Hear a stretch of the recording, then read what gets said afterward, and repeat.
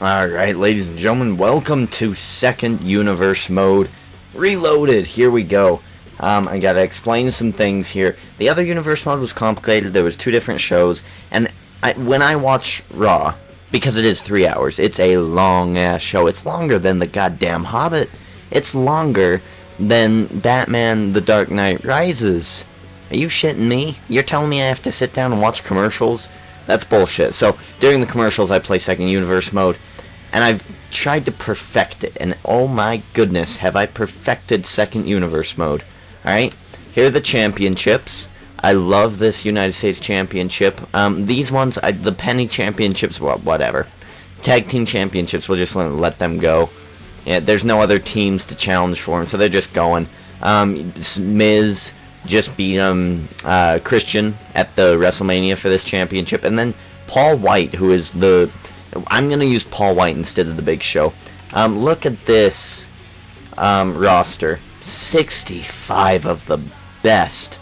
Alright, on SmackDown, because I need to have SmackDown there. 26 people who I don't really care about, and 5 and 7. So, those guys. So, we have 65 people, one super show is what we're going here, and then this is their sub show where they just, have random fights, and if these aren't entertaining, then I'll get rid of them as well. But here we go. First match. This is what we're going to talk about during this video. Monday Night Raw for whatever date today is, the 18th. Here we go. Let's just get into the match. Normal. Edge taking on Tensai. Tensai. While we're talking about this match, let's talk about Tensai in real life here. Tensai is actually an entertaining son of a bitch. Who'd have thunk it? Alright, and Elimination Chamber, I predicted Cody Rhodes and Team Rhodes Scholars, Damian Sandow, to go over. Oh shit, maybe I should. There we go. I predicted them to go over Tensai and Brodus Clay, and that did not happen whatsoever. So I feel a bit embarrassed because that's one I thought for sure I was going to get right. But no, Tensai and Brodus Clay, I don't know what it is, but these two guys are they're like soulmates. They're meant to tag together. It's crazy. Can you imagine Tensai getting injured and then Brodus Clay getting beaten up by the Shield, and then you hear just Shayoro, and you just see him running at full length down to help Brodus Clay? That'd be amazing. So yeah, I'm very happy with Tensai and Brodus Clay teaming up. I do have a Pepsi here just in case I get a little long-winded. I'm doing this basically because I found out in my videos, we'll play as Edge, in my videos, my normal universe mode, I want to turn that into my creation, my storylines, my characters, my all that type of stuff. And then in Second Universe Mode, I want to just play it classically, just match by match by match by match by match. And, oh shit, see, already, first match, here we go, Tensai and stupid-ass King, all he says, and oh shit, there he goes, Tensai doing a little double take, trying to get one over on Edge here. So I do want this Second Universe Mode to be fun, so one super show, anyone can be involved. I'm letting Universe Mode be the controller of the story. So here we go, Edge versus Tensai. Let's talk about some Monday Night Raw. I didn't take any notes this week. I will start taking notes on SmackDown and stuff, and I will just and this is just how it will go. I will play Second Universe Mode, and that's how I'm gonna be reviewing these wrestling shows. I may not add in Main Event or TNA, because I just don't watch them. I just don't find the time. Wednesday is a very busy day. Survivor's on. Alright? I love Survivor. So I gotta have my Survivor. Main Event's gotta take a back seat there. And on Thursdays it's TNA, but I just don't fucking care. TNA is doing some wacky shit that I don't care about. If you want reviews on Main Event, TNA, all those other ones, go to smartwrestlingfan.com. They'll cover those shows for you. I just can't bring myself to do it. TNA is like a drug, so no, I'm not going to be reviewing TNA. But let's talk about Monday Night Raw here.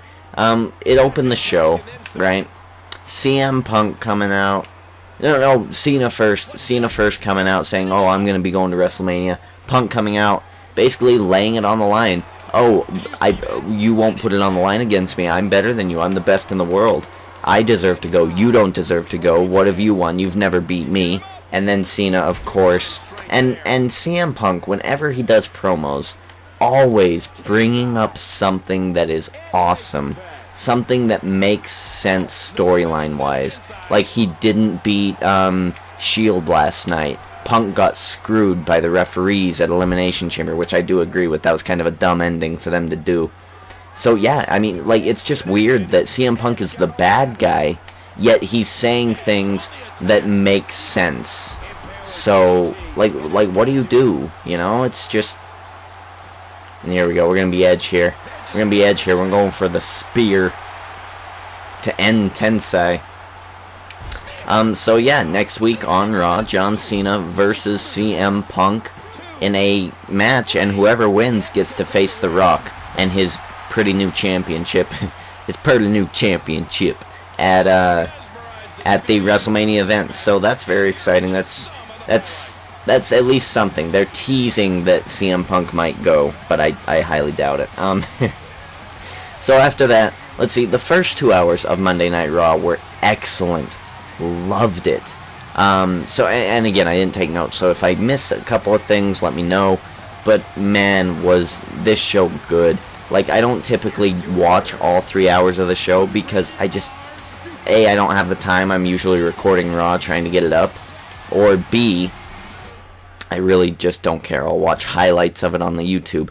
But then this week I was like, no, I need to start watching it. I felt like going into Elimination Chamber, I had no clue what the hell was going on with Brodus Clay and Tensai, and then I watched them tonight on Monday Night Raw, and seeing what I see now, I probably would have reversed my choice. So I need to pay more attention. If I'm going to be uploading WWE stuff, I need to get, more in the know-how.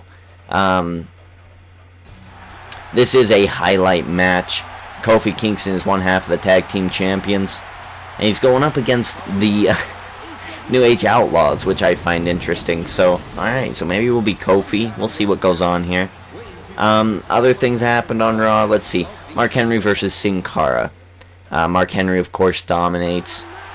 Was going to destroy Cara. And then out comes Great Khali. Now, not very, fast, but Great Khali was trying. He was stumbling his way towards the ring as quickly as possible. It took him about a full minute to get to the ring, and Mark Henry was just staring at him. And then Mark Henry just runs away, and he goes, just dance, and then he made fun of his dancing moves, and he's like, that's what you was all good for, it's dancing, and that's what I do. I love Mark Henry. Mark Henry is one of my favorites at the moment. He is just doing really, really, really well. And then Great Khali just kind of stood there. There was a point in Monday Night Raw where they... okay, so yeah. Wade Barrett came out, right? He comes out. And this gimmick is great. I like Wade Barrett goes Hollywood, and he's from London. I love it. So I'm liking this new gimmick from Wade Barrett. He says, I'm the new star in a WWE film. And then he shows this 3 to 4 minute trailer of Dead Man Walking or Dead Man Rising or whatever it is. And he's in it for maybe 3 seconds. And they're all like really, really quick shots of him shooting a gun or something. I was like, where the hell's Wade Barrett? Oh, there he is. Oh, shit, there he goes. Where's Wade Barrett? I thought Wade Barrett was like the main actor. I was like, I didn't hear about this, Wade Barrett. You're holding out on me. But his gimmick now is that he deserves to be the star of the WWE films. It's great. I remember in an old wrestling game, SmackDown vs. Raw, like 2007 maybe? If you chose to be on the Raw brand, your first, like, storyline would be you acting, and you wanted to get that career role, and then Carlito would interrupt you and say, no, I want that career role. And then you'd be screwed because Carlito wants it. and you want it, the best thing was hearing all of the, like, I played that storyline with most of the roster of that game, and oh my god, it was just hilarious. Big Show, Booker T, it's just great hearing all those guys say those lines. It's awesome. So I hope they bring some sort of story mode back to these games, because unforgettable storylines. So yeah, Wade Barrett did that, and then immediately after that, I think he had a match. Did he have a match? No, he got interrupted, didn't he? He got interrupted by Sheamus. He's like, "Time's up, fella." And then they go immediately to Michael Cole and King. And then you see the weirdest Mattel toys in the world. These things looked ridiculous. Kofi Kingston had a bigger toy model, like, than Brodus Clay. It was ridiculous. And what you do is, the arms have a mechanism in them that spins. So you hook maybe Kofi Kingston's arm to Brodus Clay's arm, and then they wrestle. They actually, like, wrestle. It's like an arm wrestling match that never ends. You're sleeping, you're, like, rolling on the bed. Like, that's what it looked like to me. I was like, this is ridiculous. Who is gonna buy this? And then I thought, I'd probably buy it. If I had enough money in the world, I would probably buy that, just to see how they wrestle. It was ridiculous, though. So it was like a good 15-minute block of advertising, toys, movies, and then a commercial in between. It was ridiculous. At one point in the show, you had Sheamus and Ryback really going at it. They were really angry at each other, and then Chris Jericho comes on in, cools their heads, and says, "How about the three of us go up against the three of them tonight?" And I marked out. I love... The Shield is like my group. They're awesome. Seth Rollins is fine. I hadn't really ever heard of him. I mean, you have Roman Reigns, who's just a beast. He reminds me of the new Batista. That's how, like, serious I'm taking this guy. And he's so, like, fierce, so intense. It's great. So I'm liking all of these guys. But then, of course, you have Dean Ambrose. And if anything Dean Ambrose related, or Brad Maddox related, Wade Barrett's one of my guys. Like, they're Ginger King approved, if you know what I mean. So those guys really just, I mean, they just have all my respect. Tired. Oh my god, I've got that Comcast, so I watch Raw like 3 hours later than everybody else.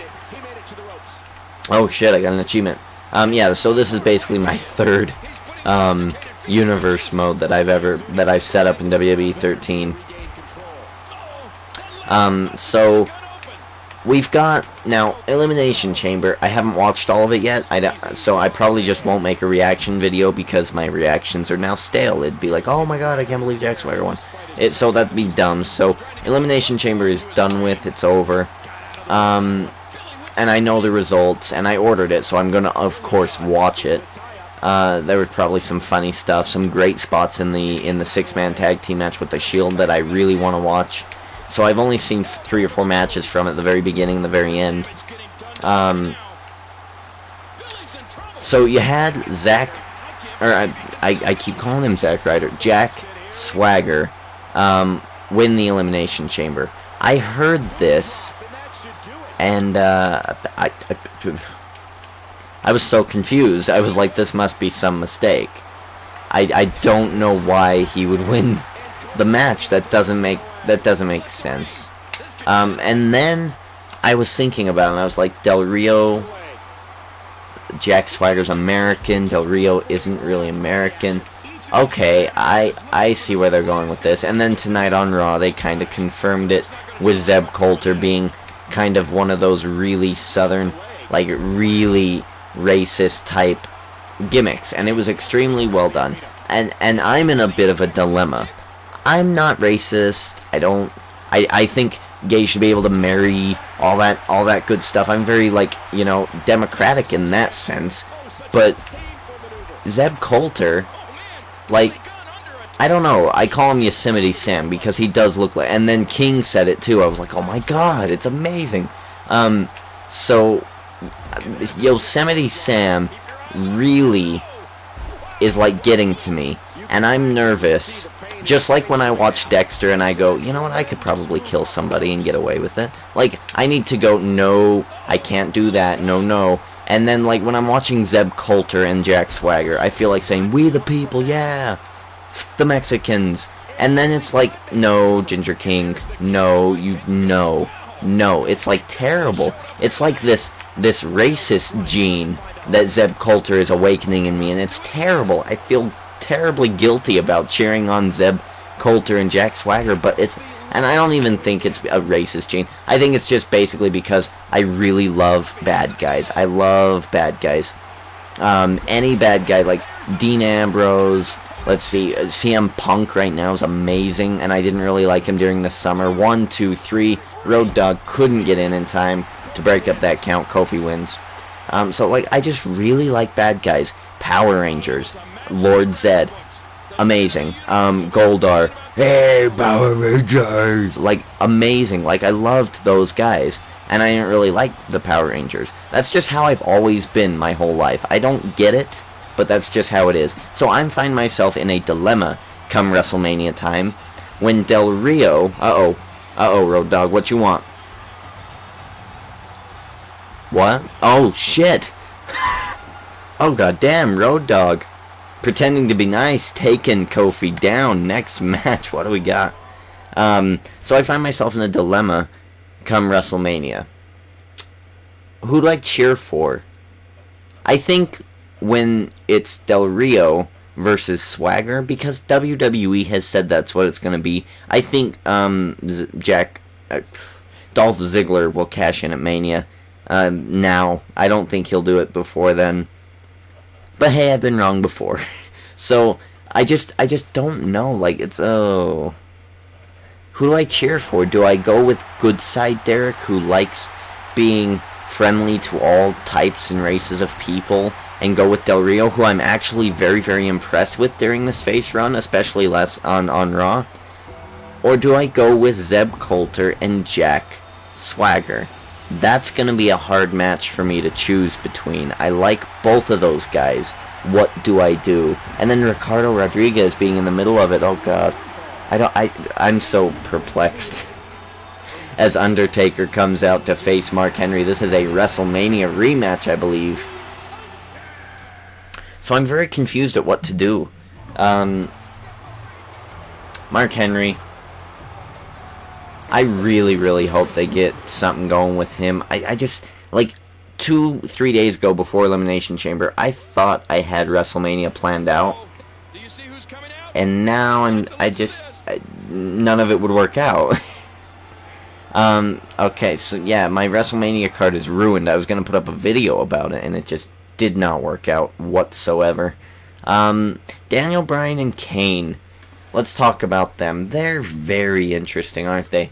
The thing with them is, I thought they were going to kind of remain a comedy team, which they kind of are in the backstage segments, but they're not at all when they're wrestling. They're no longer funny, which scares me because they're not getting as much as reaction as other people. Brad Maddox is getting some sort of reaction. He's getting booed.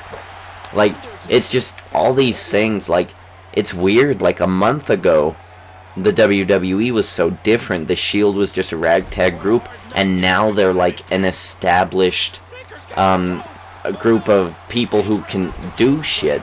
They beat John Cena, Sheamus, and Ryback in the same night. That's impressive.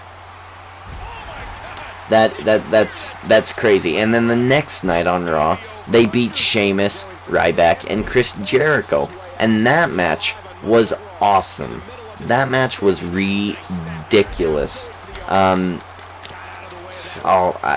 like the spots in the match were great as well. It ended up being Chris Jericho, Walls of Jericho on Dean Ambrose. It looked amazing. Dean Ambrose, as silly as he is with his faces, like, that's just who he is. He's like the Joker. He just, when he gets hurt, he kind of laughs it off, and it's kind of good. It's good to watch. It's fun to watch. And while he was in the Walls of Jericho, Jericho was transitioning to the Lion Tamer, which is a more crazy looking Walls of Jericho. And Seth Rollins comes in with off a springboard, hits a knee straight to the back of the head of Chris Jericho, and that was it. 1, 2, 3. That was awesome. It was a well-paced match, very good, set up both teams amazingly.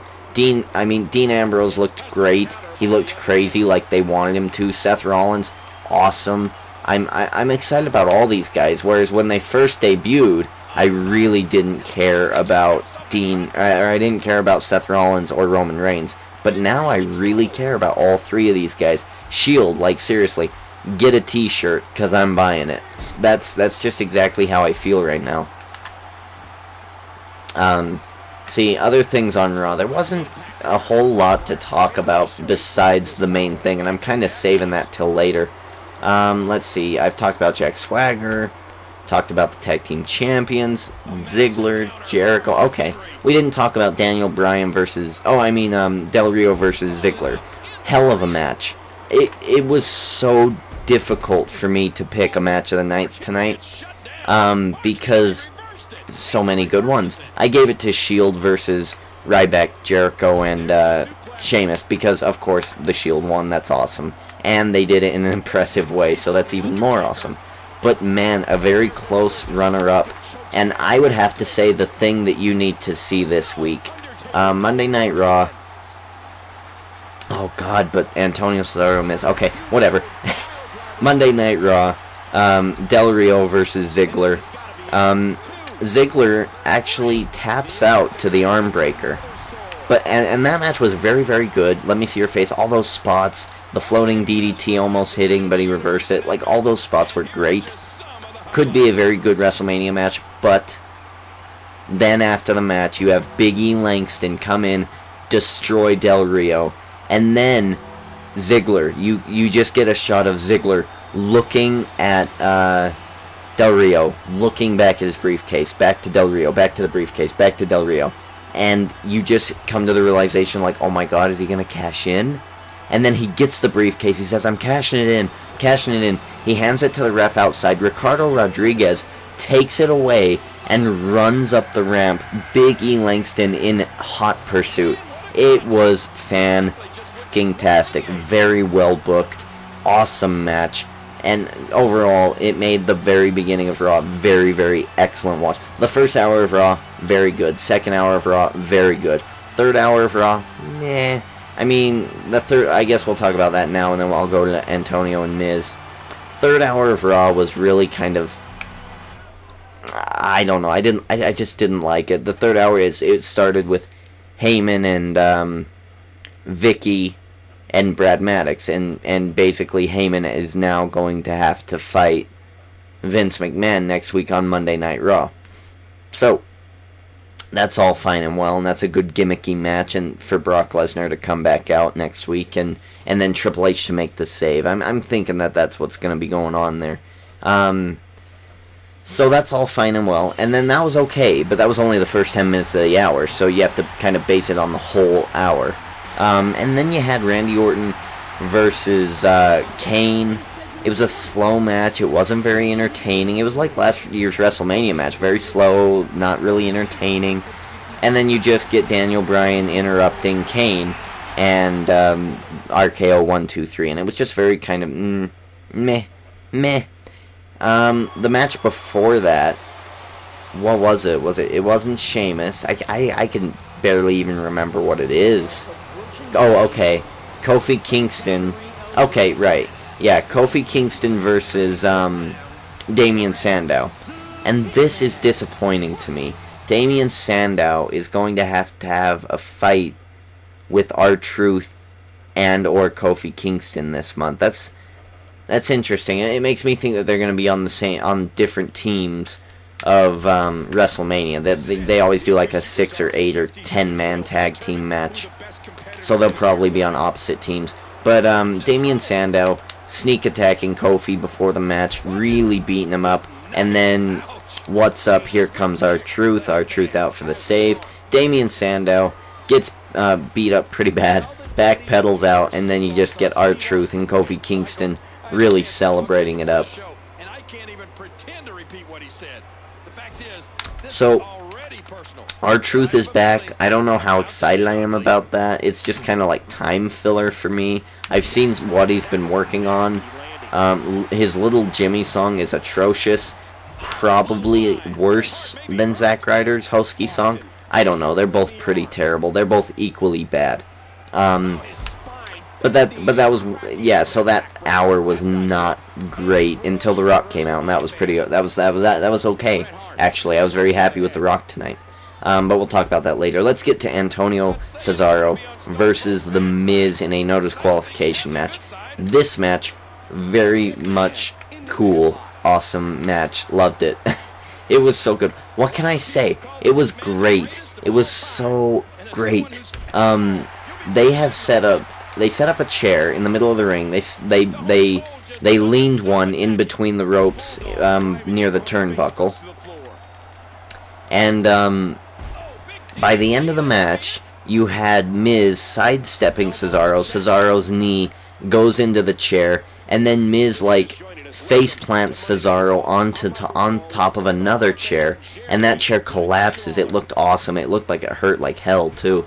And then Cesaro taps out to the figure 4. That was a very, very good match. Maybe not match of the week or match of the night, but definitely the third best of the night. And it was just very, very impressive. So yeah, Miz goes over using the figure 4, and Miz actually didn't look that bad tonight. Typically with Miz, I don't like what he's doing, but tonight he had some, pretending to be injured. He had really good moments, and I was very impressed. Monday Night Raw tonight, I'm gonna give an 8 out of 10. It was fantastic. New belt debuted, okay, and we'll talk about that now. Rock came out, had a hell of a really good mic and crowd tonight. There was one point where they were like, who dat, and I didn't understand what was going on, but it's, of course, New Orleans. That's what they say, I guess. It's kind of like Mark Henry, that's what I do. New Orleans people, they go, who dat, so I don't know. I don't know. So Rock debuts this new championship, and if you don't have a photo of it or you haven't seen it yet, what the hell are you doing? Look it up. It is kind of crummy looking, however, I said the same thing about the spinner belt, and I've grown to like the spinner belt. So it's just gonna be, you need the right person to carry this championship and make it something awesome. So I'm not worried about the spinner belt going away and this black belt. I'm calling it the black belt because it's a super dark belt. This black belt, taking its place. It actually looks fine. The side plates, I hear there's rumors that they are going to be taken out and then the normal WWE stuff put in. So the feature of this championship, because there is no nameplate, should be that your logos, like Team Bring It, or for Bret Hart it would be Hitman or something like that. Some little, like sunglasses with a Hitman on them. Those would be on the side, on the side plates. That would be great. I would love that. Will they do it? Maybe not, but whatever. So if Punk was champion, he'd have his little... Holy cow, I'm tired. He would have his little straight edge fists. So, it'd just be a really cool feature. Revolutionize the championships, because so far they've all been shiny.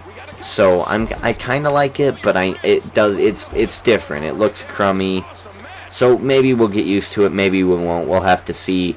I'll make my judgment on the new championship after WrestleMania when I see it on John Cena and not on The Rock. So after that, Cena comes out. They kind of have a face-off, and then Punk comes out, sneaks attacks Cena. And they're kind of setting up that, will CM Punk steal Cena's opportunity for the WrestleMania?